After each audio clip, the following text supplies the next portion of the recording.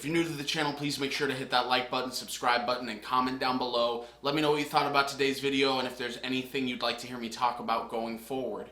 And as I always like to mention, I want to preface by saying I am not a basketball expert. I'm just a fan who's naturally obsessed. And today's video, we're going to kind of give a brief synopsis and rundown to back up some of the claims that I've been making in recent videos, mainly being that the Phoenix Suns, from everything I've heard, and if you're a returning viewer or if you're a new viewer, I hate to sound like a broken record, but I want to remind everyone, I do have friends that work in the Phoenix Suns organization, not high-end level executives, but they do work in the offices. And because of that, with those relationships, sometimes I am made privy to certain information as nationwide, national media first gets their hands on it. So it's made available to me as it's made available to them. And due to that, due to getting some information, I've been made privy to certain trade scenarios that could be in play. I've been given a number of players that I've been told absolutely not, there's no chance we're going after these people. And I haven't been given any hard yeses on anyone, but I have been given a lot of maybes. And it's the way I'm being told the maybe that gets my brain to start thinking like, okay, so they're saying maybe in this way because they can't come out and confirm yet, but they're not going to deny it.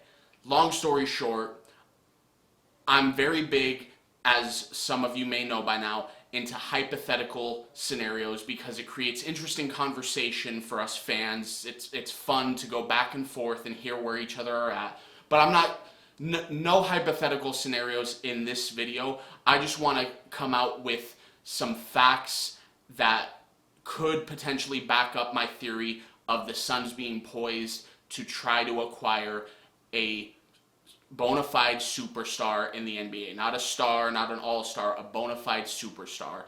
Now, I want to thank David on Twitter at the 4 Point Play. Does a phenomenal job. He's a great follow on Twitter if you're a Suns fan or just an NBA fan. Talks mostly Suns, but has some very good NBA information as well.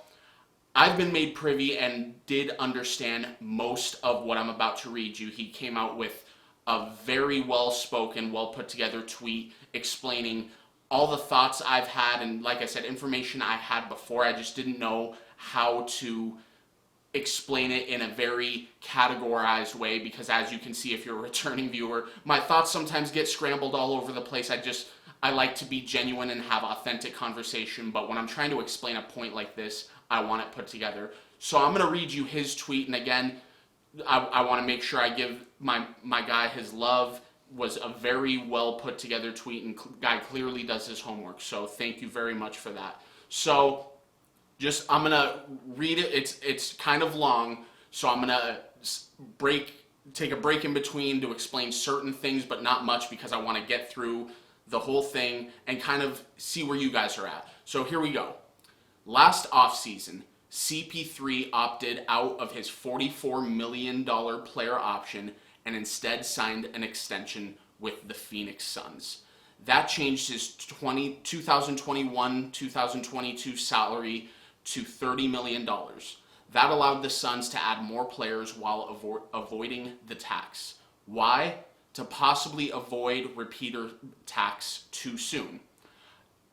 The Suns, if they're going the way they're going, which is they're paying rookies extensions, they're going out and acquiring veteran players, and they feel like they have a team that's championship caliber, so they want to stay in that window as long as possible. So being in the tax is inevitable, but it sounds like based off of last year, they wanted to try to avoid it for at least 1 year.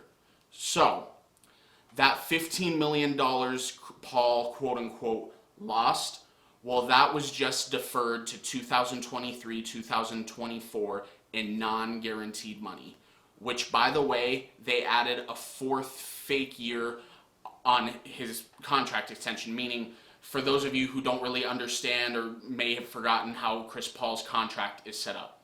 It's the first 2 years, this year and next year, are fully guaranteed $30 million contracts. The third year is a partial guarantee. 15 million of that 30 million is guaranteed. And then the fourth year, in essence, is a team option. None of it's guaranteed.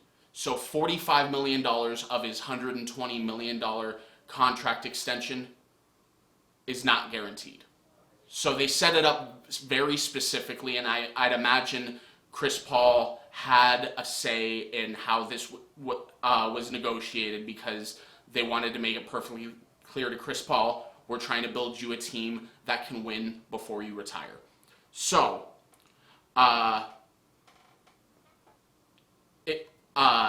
let's go back to the last offseason again. The Suns signed JaVale McGee for $5 million, but refused to spend the extra mid-level exception or the biannual exception. Why? Because you'd be hard capped then and lose flexibility to add more salary in a trade. And what else happened last offseason? James Jones literally told you that did not offer DeAndre Ayton the 5-year max because you can only have 2 designated rookies on the books at any given time. And it's a very interesting explanation, because ultimately the Suns didn't use that flexibility last offseason, and maybe they should have, because there were clearly signs in the playoffs. The Mavericks completely exposed the holes in the Suns game, but we didn't really get to see it much, because the Suns in the regular season didn't play from behind very often. They had a lot of wins by blowouts, and when they had a lead, they kept it.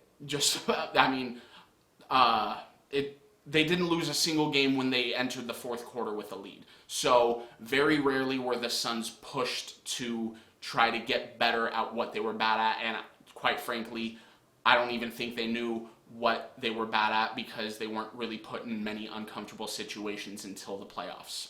So he goes on to say, I'd bet my house that they plan to at least have it. What did they also not do? Trade picks at the deadline. The Suns have all of their own first-round picks after this year. They can get to roughly $25 million in expiring contracts. So he goes on to say this because this is all trade ammunition that they have. They have all their draft picks going forward. Expiring contracts are very, very appealing to a team that's trying to rebuild. So, trade ammunition. They have good young talent on good contracts. They even signed Landry Shamet instead of losing him, which is good business for an over-the-cap team.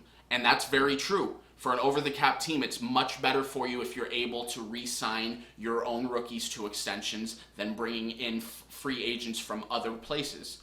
It's much better for your tax, it's much better for your cap, and just long-term, it tends to benefit you more than hurt you.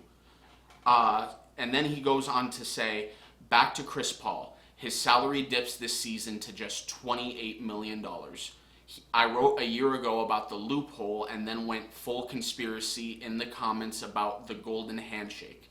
If that proves to be true, it is this season that the Suns plan to do something. There's no guarantees in the NBA, but you can at least put yourself in a good position should opportunities arise, and the Suns have certainly been doing that recently. So, what this is basically saying is every move James Jones made last year, a lot of them we thought were really good, sneaky good, some of them, and then some of them we thought he should have added more in certain areas. He should have done more to bring in star power. You know, there were small criticisms we could point towards James Jones, but not many. And what this is indicating right now, Ayton not getting his max contract, the way Landry Shamet was extended, the way Chris Paul's contract is set up, it all points, if you look at it from a big picture circumstance, that there's a plan in place. And they have put themselves in a position to be able to make a huge splash in the offseason, should they choose to. And I think they're going to choose to, because you have to, this team right now, the way last season ended, you have to go for it this year, even more so than you did last year, because that window, and a lot of people around the nation think that window's closed.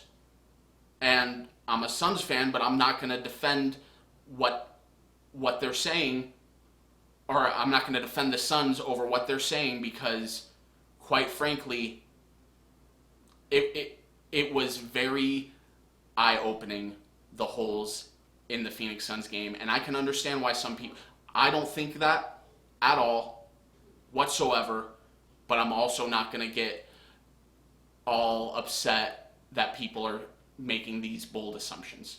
But that being said, I'd really like to know what you guys think about this information. Are the Suns poised to acquire a superstar? Are they poised to make a big splash in the offseason? Or do you think this is just coincidence that all these circumstances are happening right now and you don't think they're going to do much of anything? Let me know what you think in the comments down below. But yeah, it's really interesting conversation, and I'm really looking forward to seeing where this goes. And as I keep saying, I will be getting more information as more information will become available to the public as soon as the finals are over. Those weeks that follow are going to be very, very crucial to the timing of all these potential moves they could make.